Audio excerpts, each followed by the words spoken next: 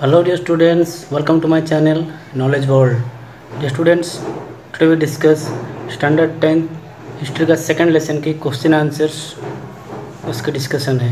सो dear students, आज ये video start करने से पहले मैं आपको ये कह देना चाहूँगा, please like and share my video, subscribe my channel and press the bell icon for the new videos notifications. Let's start the lesson. Topic question answers of second lesson history of standard 10th.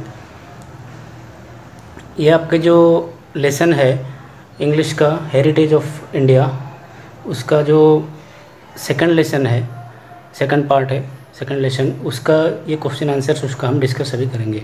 तो ये आपका देखिए exercise में पहले है answer the following questions in details, दूसरा है right answers of the following questions point wise, फिर है आपका answer the following questions in brief, फिर answer the following questions choosing the correct option from the given below, यानी MCQ types के हैं. So let's discuss one by one.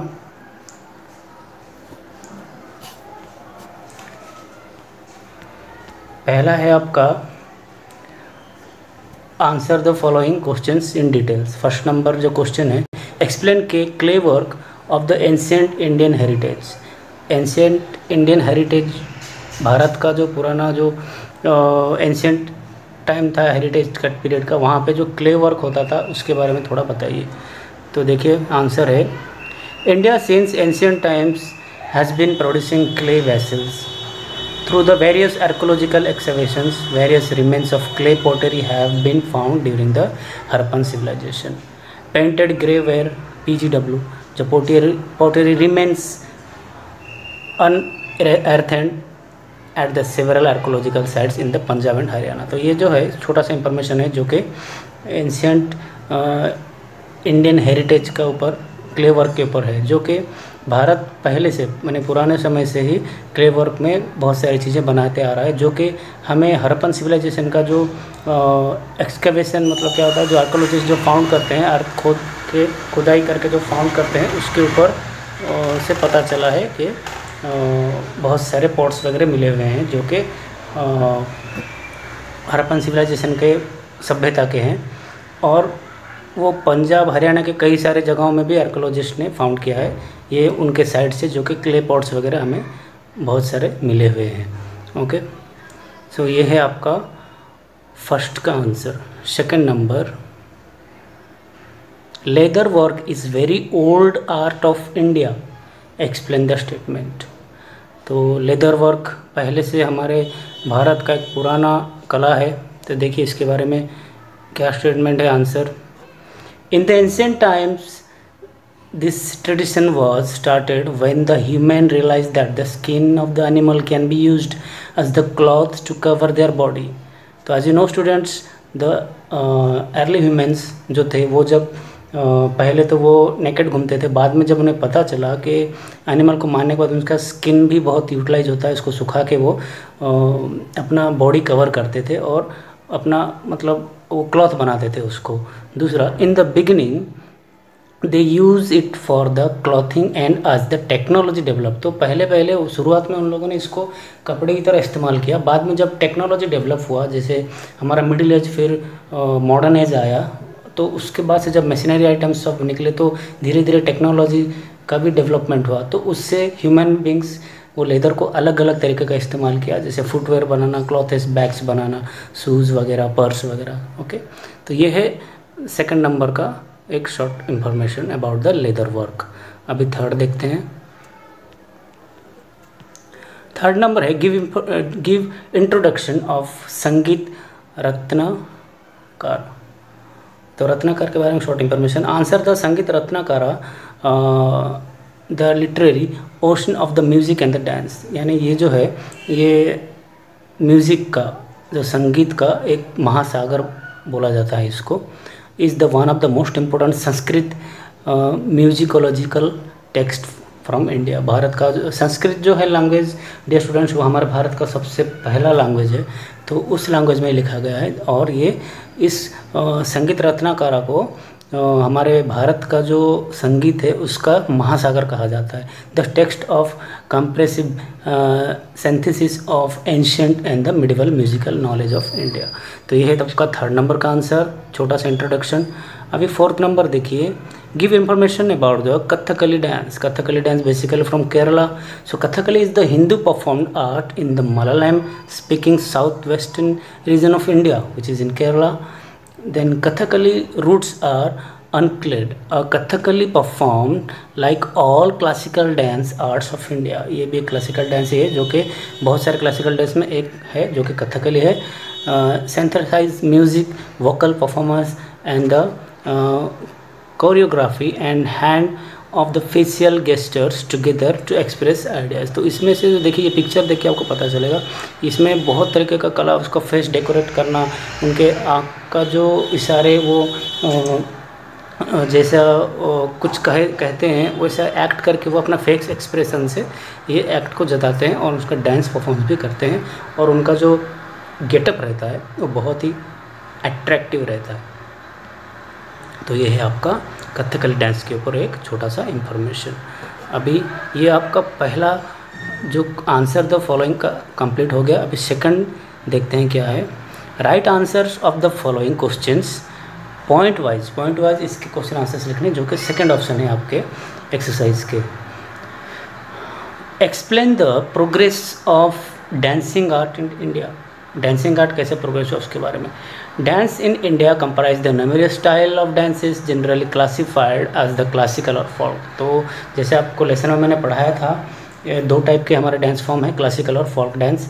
तो classical और folk का अलग अलग है, उसके गेटअप्स अलग हैं, उसके परफॉर्मेंस अलग अलग स्टेज में होते हैं।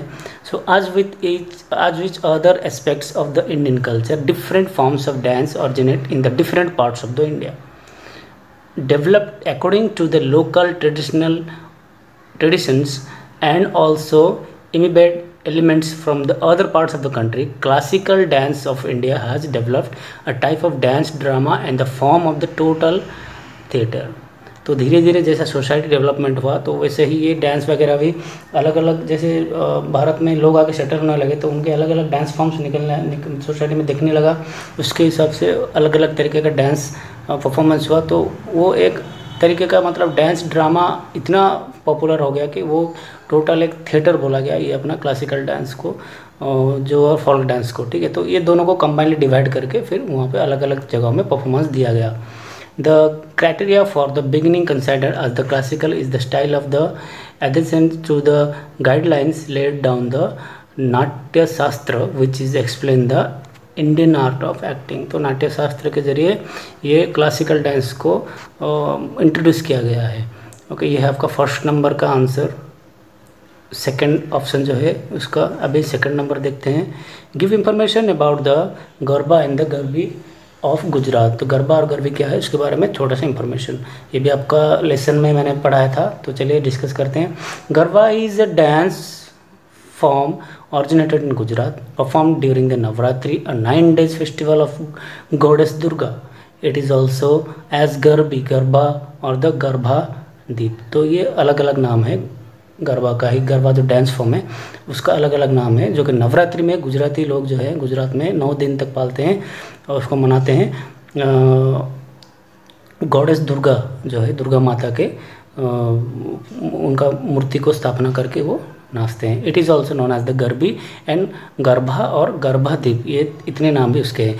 This dance form is often confused with the Dandiya. Dandiya से थोड़ा बहुत ये मिलता जुलता रहता है। Which is another dance form of the Gujarat perform during the Navratri. तो नवरात्रि में डांडिया भी खेलते हैं, ऑब्वियसली आप जानते होंगे इसके बारे में, but originate in the Vrindavan. तो ये जो डांडिया है बेसिकली ये कहाँ से शुरुआत हुई है? वृंदावन से शुरुआत हुआ है। सो ये है आपका सेकंड नंबर का आंसर। अभी नेक्स्ट देखते हैं third number describe the tribal dance Gujarat की tribal dance. The traditional folk dance form include the Garba, Dandiya, Raas, Tippani, Padhar, Siddi and the Dangi. Garba is very grateful form of dance mainly performed by the female in a circular formation. It is in the reverence of the goddess Ambaji.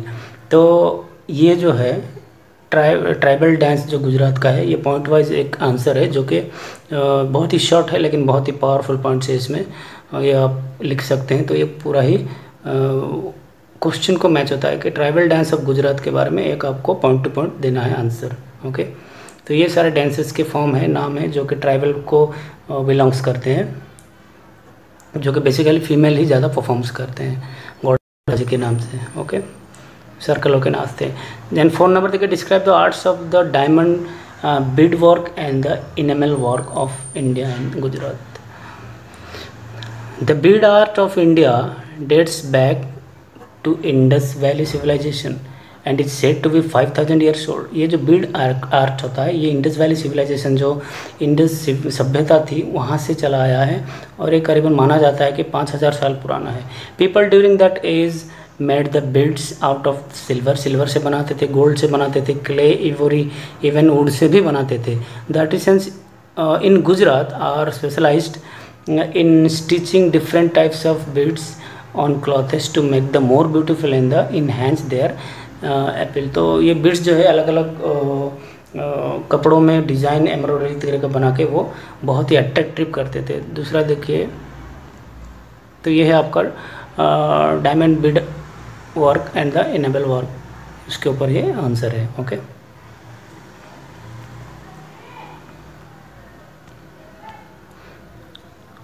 अब यहाँ पे देखिए answer the following, ये next option है आपका, answer the following questions in brief. इसको brief में लिखना है। नेम द राइटर्स ऑफ संगीत रत्नाकारा एंड द संगीत परिजात। तो मैंने पहले आंसर यहाँ पे आपको दिया है। Sangeet Ratnakara is written by the Sharnga Deva and the Sangeet Parijat is written by the Shri Dinanath. तो ये है आपका मेन आंसर। अभी आपको ये पता है, यहाँ पे थोड़ा सा लाइन कट गया है dear students. Sangeet Ratnakara is the ocean of music and dance is one of the most important Sanskrit musicological text from India. ये तो मैंने आपको पहले आंसर में बताया था।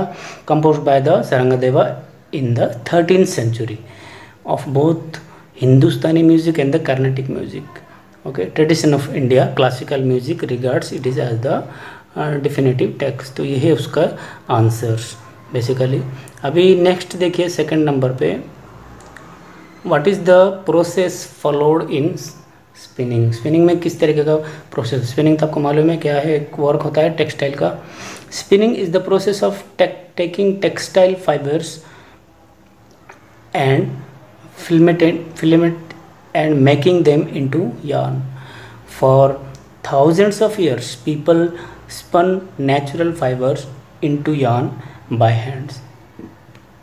तो पहले से हज़ारों साल पहले से ही लोग ये काम में जुड़े हुए हैं यार्न बनाने के लिए, जो फाइबर से बनता है। Fibres are short natural hairs that come from the plants like the cotton and the animals like the ship.